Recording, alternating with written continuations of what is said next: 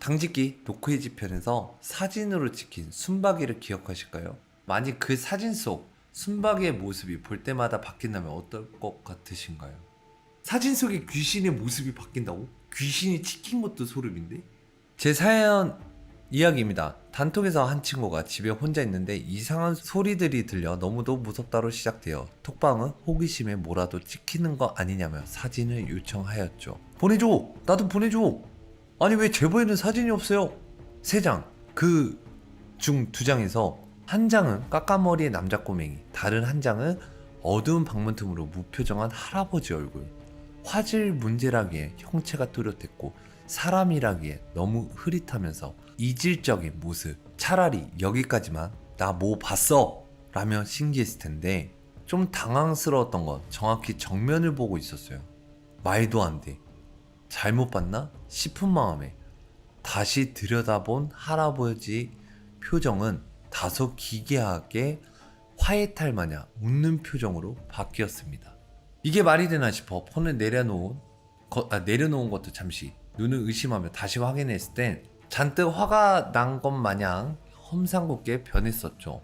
공포심 때문인지 이명과 두통이 올라왔고 뭔가 잘못돼도 단단히 잘못되었다 싶어 다급히 삭제 후 폰을 재부팅하려 했지만 터치도 전원 버튼도 안 먹히더군요. 그냥 먹통 떨리는 손으로 배터리를 분리해 강제 종료시켰던 기억이 있습니다. 그리고 그날 밤 지독한 악몽을 꾸게 되었습니다. 비슷한 장면이 미디어에 나오면 아직도 겁이 나더라고요.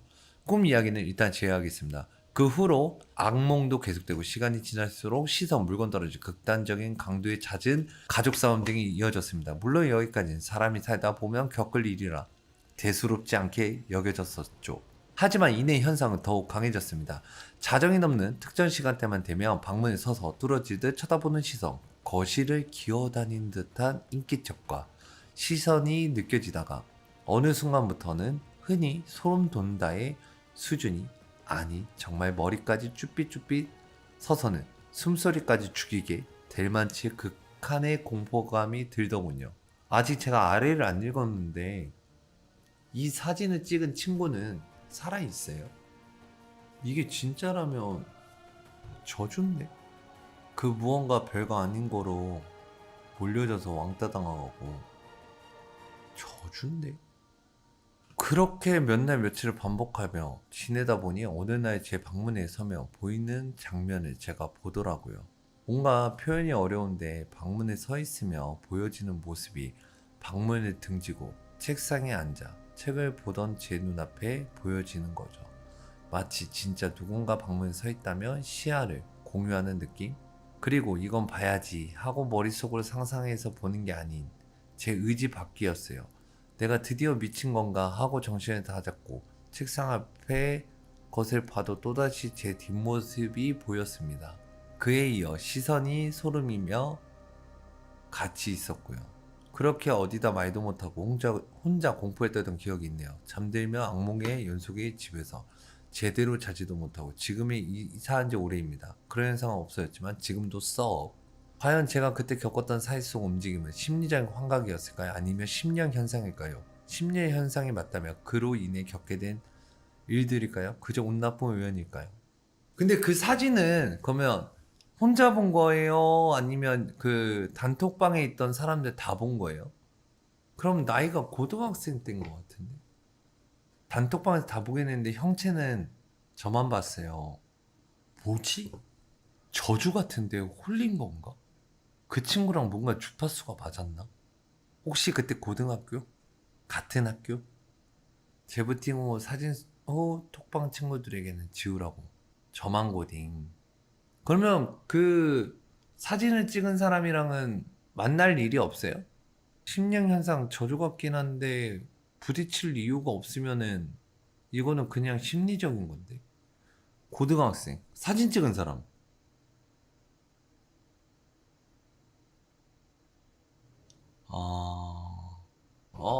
근데 저주 같긴 한데 이게 신용적인 사진의 모습이 변한다. 귀신이 숨어 있는 사진이 변해 보이는 케이스가 있기는 한데 친구한테 전달을 받은 거잖아. 그리고 그 친구는 이상한 소리가 들린다고 찍은 거고 그걸로만 해서 흘릴 수가 있나? 그럼 강한 저주인데 이게 좀 어렵다. 왠지 학생 때였을 것 같은 거야. 왜냐면 그게 주파수가 좀 많이 맞거든요. 그리고 학생 때고 같이 부딪힐 수 있는 시간이 그러니까 많으면 이 사람의 저주가 이쪽으로 통할 수는 있거든. 같이. 그때 그 친구가 이야기한 부분이랑 제가 본 부분이랑 얼추 맞기는 더 꺼림직했었거든요. 그러니까 이게 뭐냐면 지금 잘 생각해봐. 실제로 아는 친구가 아니고 자주 만나는 친구가 아니에요. 근데 이 상황에서 나는 10대야. 지금 제보하신 분은 그때 당시 10대였고 근데 사진 속에 어떤 인물을 봤어. 근데 다른 친구는 못 봤대. 근데 그 사진 속의 인물이 변한대. 이건 저주거든. 근데 중요한 거는 이 귀신이 그러니까 무언가를 찍은 사람은 제보자님이 아니라 제보자님 아는 사람이야. 그리고 무언가 소리가 들려서 그 사진을 찍고 보내준 것도 A라는 사람이야. 제보자님 지인. 그래서 나는 제보자님 그 친구가 저주받은 게 그 제보자님을 좀 탄 건가? 라고 생각을 하려고 했어요. 근데 밀접한 관계가 아니라고. 만나는 관계가 아닌데 이게 미디어를 통해서 온 건 아니거든요. 사실. 그래서 내가 곰곰이 생각을 해봤어요.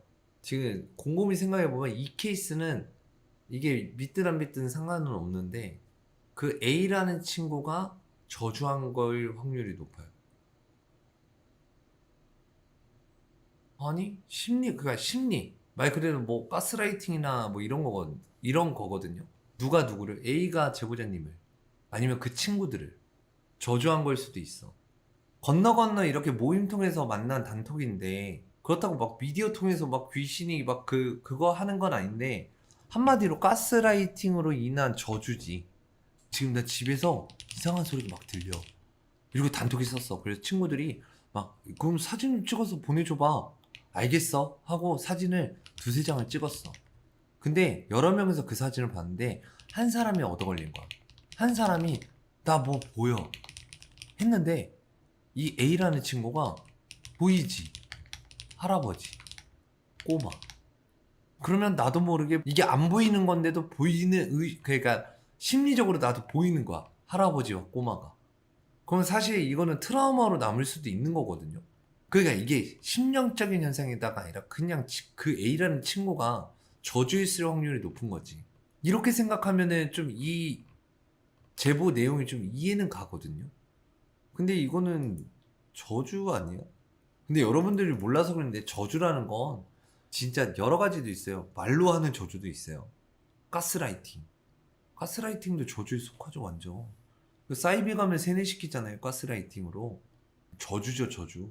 말로 전하는 저주. 그때 그 친구가 좀 여기저기 안 좋게 보여줘서 피하는 애들이 많았는데. 그니까. 그리고 그 친구가 그 아까 왕따 당했다 뭐 이런 이야기도 있었는데 누군가에게 계속 이상한 소리를 하면 당연히 친구들이 멀리올 수밖에 없지. 근데 그 저주가 나는 지금 그렇게 생각하거든요. 또 이거를 반대로 이제 무속적으로 해석을 하잖아. 무속적으로 또 해석을 하면 그 친구는 저주하고 싶어서 저주했을까? 아니지. 그 친구도 무언가를 보였고 봤고 그걸 찍은 거고 전달한 것 뿐이지. 그럴 확률도 높아요.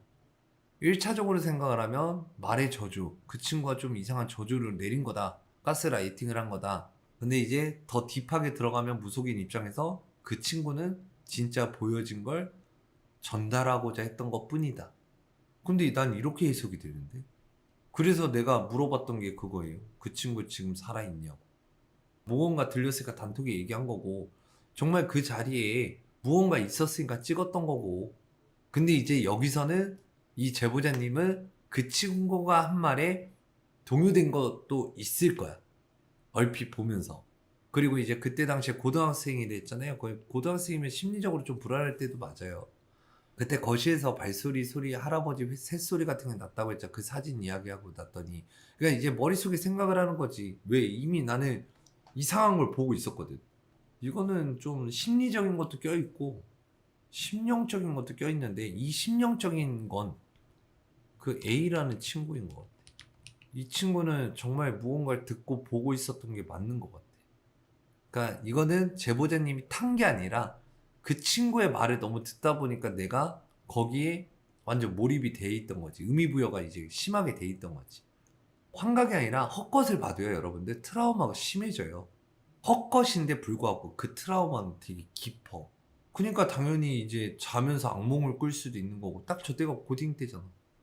근데 이 A라는 친구는, 죄송해요. 근데 여러분들, 제가 살아있어요라고 원래 표현을 하면 안 되거든? 잘 지내고 계세요라고 먼저 이렇게 돌려서 말해야 되는데, 이건 좀 심각한 걸 수도 있어갖고, 나도 모르게 그렇게 얘기가 나왔어요. 죄송합니다. 그 후로 지금까지도 계속 악몽은 유지되고 있어서 그것 때문이 아닌지. 근데 악몽은, 근데 여러분들 진짜 꿈 이야기 제가 별로 안 하긴 하는데, 원래 자주 꾸던 분은 많이 꿔요. 그리고 악몽을 자주 꾸던 분도 악몽을 자주 꿔요. 가위에 많이 눌리는 사람도요, 가위에 자주 눌려요. 꿈은 거의 내 심리적인 걸 표현하는 곳이에요. 내 마음이 편해야 돼. 저도 지금까지 꿈을 꿔요. 꿈을 꾸는데, 무당인데도 저는 가위에도 많이 눌려요. 귀가 허해가지고. 그냥, 그거는 좀 심리적으로 자기가 좀 안정감이 있어야 돼.